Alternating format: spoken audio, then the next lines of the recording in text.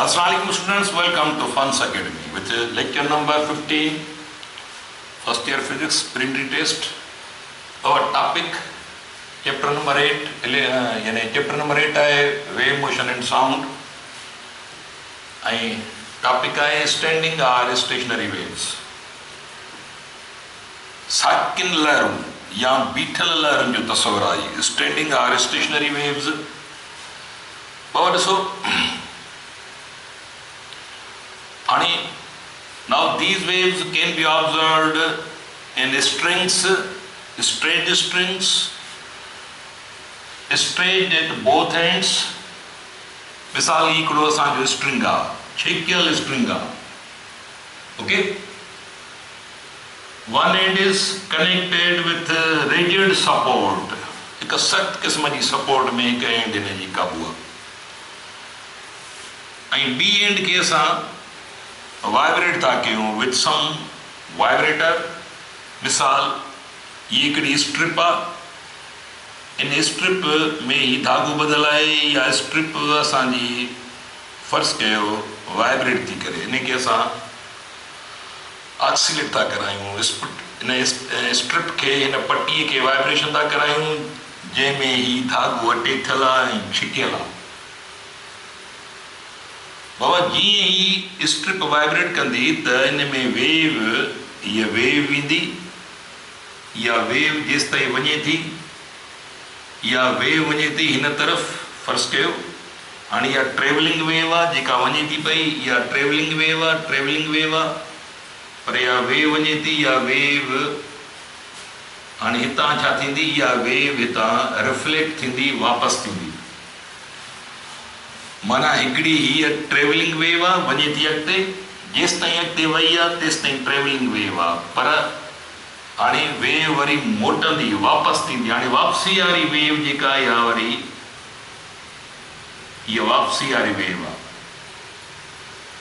हाणे जेॾीमहिल ई हाणे ॿ लहरूं आहिनि, ॾिसो हिकिड़ी लहर हीअं थी वञे, ॿी लहर मोटे थी वापसि. इहा अलॻि शइ आहे त साॻी लहर थी मोटे, पर हाणे ॿ लहरूं opposite direction में थी मूव कनि, both having the same amplitude. amplitude साॻियो आहे, ॿिन्ही जी वेव लेंथ बि साॻी आहे ऐं ॿिन्ही जी स्पीड बि साॻी आहे. हाणे ॾिसो त इहे ॿई लहरूं हिक ॿिए में मुदाख़लत करे वापसि मोटनि थियूं पयूं. ही एम्पलीट्यूड केतिरो हूंदो इहो डिपेंड थो करे त ही वाइब्रेटिंग सिस्टम केतिरो मथे थो वञे पंहिंजे मीन पोज़ीशन खां. मिसाल इहो मीन पोज़ीशन खां एतिरो मथे थो वञे त इहे एम्पलीट्यूड एतिरो ई ठहंदो. ठीकु आहे, इहो बि यादि रखी छॾियो त हीअ वाइब्रेटिंग सिस्टम केतिरो हेठि मथे थो थिए पियो. हाणे मिसाल हीअ जेका स्ट्रिप आहे, इहा स्ट्रिप पंहिंजे मीन पोज़ीशन खां वधि में वधि एतिरो मथे थी वञे, एतिरो हेठि, त हिन स्ट्रिंग जो एम्पलीट्यूड बि एतिरो ठहंदो. हाणे मीन पोज़ीशन आहे हीअ स्ट्रिंग जी, स्ट्रिंग हेतिरो, हीअ पॉइंट स्ट्रिंग जी हेतिरो मथे वई आहे, इहो हुन जो वेव जो एम्पलीट्यूड आहे. बाबा ॾिसो हाणे हीअ वेव वञे थी, या वेव वरी वापसि थिए थी, इहा अॻिते कान थी फैलिजे. हाणे ही हिकिड़ो तस्वर आहे स्टेशनरी आर स्टैंडिंग वेव जो. त स्टेशनरी ऐं स्ट्रिंग वेव कॾहिं ठहंदी, when two waves of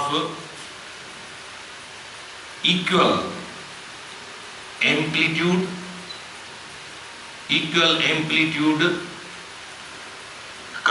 frequency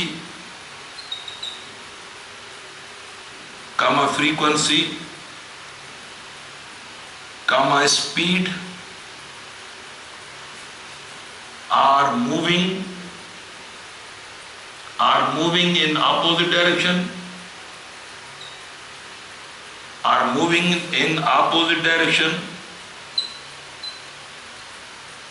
then in opposite direction, in same line,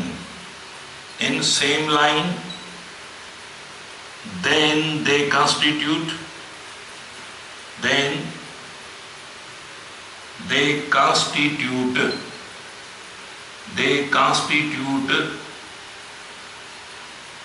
the stationary or standing waves. Or standing waves. ठीक है, जरा ब वेव्स, हालांकि इनके ट्रेवलिंग हार्मोनिक वेव चइबो। ये हिकिड़ी ट्रेवलिंग हार्मोनिक वेव आहे, या वञे थी पई फर्ज़ कयो एक्स पॉजिटिव में, वरी उतां रिफ्लेक्ट थी मोटे थी एक्स निगेटिव में वापसि थी। हाणे ये ॿई लहरूं, हिकिड़ी हीअं थी वञे, हिकिड़ी मोटे थी, त पाण में इंटरफेयर करे मोटंदियूं। त हाणे वेव जी स्ट्रक्चर जेका हीअं हुई, इहा ॾिसो त हाणे वरी तब्दील थी वई। माना हाणे इहे ॿ वेव्स हिक ॿिए में इंटरफेयर करे रहियूं आहिनि, ऑपोजिट डायरेक्शन में ट्रेवल करे रहियूं आहिनि। त जेको रिज़ल्टेंट वेव फॉर्म आहे, इहो हाणे स्टेशनरी वेव सॾिबो आहे। ख़ासि करे म्यूज़िकल इंस्ट्रूमेंट्स जेके बि आहिनि, जेके बि स्ट्रिंग बेस्ड आहिनि, तव्हांजो यकतारो आहे, तव्हांजो सितार आहे, गिटार आहे, वायोलिन आहे, ये जेके बि स्ट्रिंग बेस्ड म्यूज़िकल इंस्ट्रूमेंट्स जेके बि आहिनि, उन्हनि सभिनी में इहा स्टेशनरी वेव या स्टैंडिंग वेव डेवलप थींदी आहे। ओके, हाणे हिते ॾिसो त हीउ जेको हिकु हिकु हीउ पोर्शन कयो आहे, माना ऐं ॿियो त हिन जूं वरी हिकिड़ियूं हिन स्टेशनरी वेव में हिकिड़ियूं वरी स्टेशनरी पॉइंटूं बि थींदियूं। माना हाणे हिन धागे जो हीउ पोर्शन हितां खां वठी हेसि ताईं, इहो मथे थो वञे, मथे थो वञे, मथे थो वञे, वधि में वधि एतिरो मथे वियो आहे। त हीअ पॉइंट वधि में वधि मथे वई आहे, पर हीअ पॉइंट जेका आहे इहा हेठि मथे थी कान थी। हीअ जेके पॉइंटूं आहिनि, इहे स्टेशनरी पॉइंटूं आहिनि। हिननि खां अलावा, हिननि पॉइंटुनि खां अलावा बाक़ी समूरियूं पॉइंटूं हेठि मथे थियनि थियूं। मिसाल, हीअ पॉइंट एतिरो मथे वई आहे, एतिरो हेठि वई आहे। हीअ पॉइंट वधि में वधि मथे वई आहे ऐं वधि में वधि हेठि वई आहे। त हाणे हीअ जेके स्टेशनरी पॉइंटूं आहिनि, हीअ जेके बीठल पॉइंटूं आहिनि, बाबा इन्हनि खे हाणे लफ़्ज़ इस्तेमालु कबो, हीअ आहिनि नोड पॉइंट्स। इहे नोड आहे, नोड पॉइंट। हाणे नोड पॉइंट कहिड़ियूं आहिनि? Those point having zero amplitude, माना हिनखे एम्पलीट्यूड आहे कोन, हीअ वाइब्रेट ई कोन थियूं कनि। Node points having zero amplitude, zero amplitude. Okay, zero amplitude, हिनखे ज़ीरो एम्पलीट्यूड आहे। हाणे हीअ बि नोड पॉइंट आहे, हीअ नोड आहिनि, NOD, नोड पॉइंट आहे, माना इहे ज़ीरो एम्पलीट्यूड वारे। पर ॿिनि ज़ीरो एम्पलीट्यूड वारी पॉइंटुनि जे एग्ज़ैक्ट विच ते जेका पॉइंट आहे, या वधि में वधि मथे वेंदी, वधि में वधि हेठि वेंदी, माना इहा मैक्सिमम एम्पलीट्यूड वारी पॉइंट आहे। हीअ हिनखे सॾिबो एंटी नोड। एंटी नोड माना एंटी नोड जो मतिलबु छा आहे? उहा पॉइंट जंहिंखे मैक्सिमम एम्पलीट्यूड हुजे, यानी point of maximum amplitude, maximum amplitude. Okay, point of maximum amplitude. त हाणे ही एंटी नोड्स आहिनि, एंटी नोड हिते विच में एंटी नोड, ही विच में एंटी नोड, ही नोड आहे, ही नोड आहे, नोड नोड नोड आहे, ही नोड आहे, हिते विच में छा आहे बाबा? ही एंटी नोड्स आहिनि। इहो ज़हन में रखे छॾियो। त एंटी नोड माना मैक्सिमम एम्पलीट्यूड वारी पॉइंटूं ऐं नोड माना ज़ीरो एम्पलीट्यूड वारी पॉइंटूं। ऐं ही जेको ॾिसो, ही क्रेस्ट आहे, ही वींदड़ वेव जो क्रेस्ट आहे, ही मोटंदड़ वेव जो ट्रफ आहे। हाणे हिनखे बाबा, हिनखे असां हिकिड़ो लूप सम्झंदासीं। हिकिड़ो लूप आहे, ही हिकिड़ो लूप ठहियो आहे, माना ही लूप्स आहिनि। हिकिड़ो लूप, ॿ लूप, 3 लूप, 4 लूप, माना हिकिड़े वींदड़ वेव जो हिकिड़ो हूंदो। फर्ज़ कयो, हीअ वेव आहे, हीअ वींदड़ वेव आहे, हिन जो क्रेस्ट ऐं मोटंदड़ वेव जो ही ट्रफ,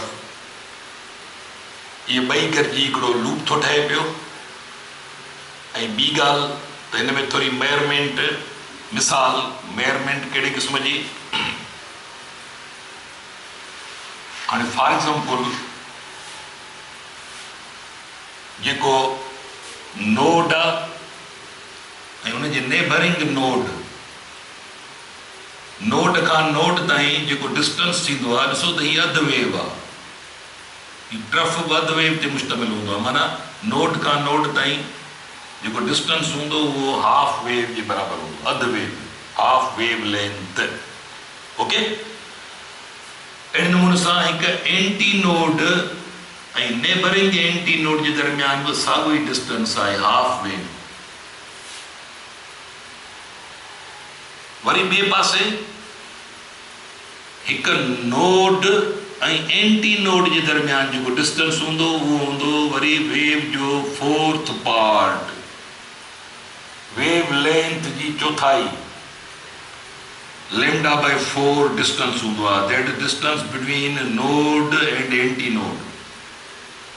ठीकु आहे, त हीउ जेको हिकु लूप ठहियो आहे, इन लूप जी टोटल लेंथ अधु वेव जे बराबरि थींदी। हीउ लूप अधु वेव जे बराबरि थींदो, जेको λ/2 जे बराबरि। त हर हिकु लूप त फुल वेव ॿ लूप वालारींदा। मिसाल हिकिड़ो लूप हीअ आहे, ॿियो लूप हीअ आहे, त इहे ॿई लूप माना हिकिड़ी वेव जी wavelength crest and trough, हिकिड़ी वेव जी वेव लेंथ हीअ आहे, मोटंदड़ वेव जी वेव लेंथ हीअ आहे। कारण एक्चुअली हितां खां वठी ॿ लूप जेके आहिनि, 2 लूप्स, 2 कंजिक्यूटिव लगातार लूप्स जे दरमियान जेको डिस्टेंस हूंदो या उनजी जेका लेंथ हूंदी आहे, वेव लेंथ, हीअ वेंदड़ वेव जी आहे, हीअ मोटंदड़ वेव जी वेव लेंथ आहे।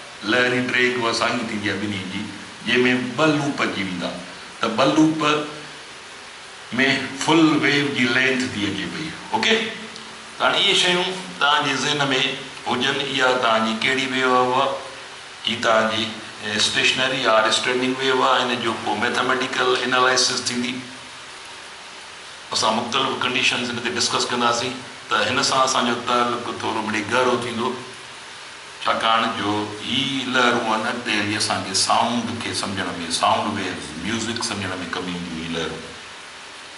त असांखे जेकॾहिं म्यूज़िक खे साइंटिफिक अंदाज़ में सम्झणो आहे त पोइ असां उनजी बुनियादु माना सम्झंदासीं त स्टेशनरी वेव, स्टैंडिंग वेव्स खे सम्झणो पवंदो, उनजी स्ट्रक्चर असां सम्झी हाणे इन जी मैथमेटिकल एनालिसिस थींदी, यानी analytical treatment of standing waves, जेका अॻिते असां डिस्कस कंदासीं। ओके,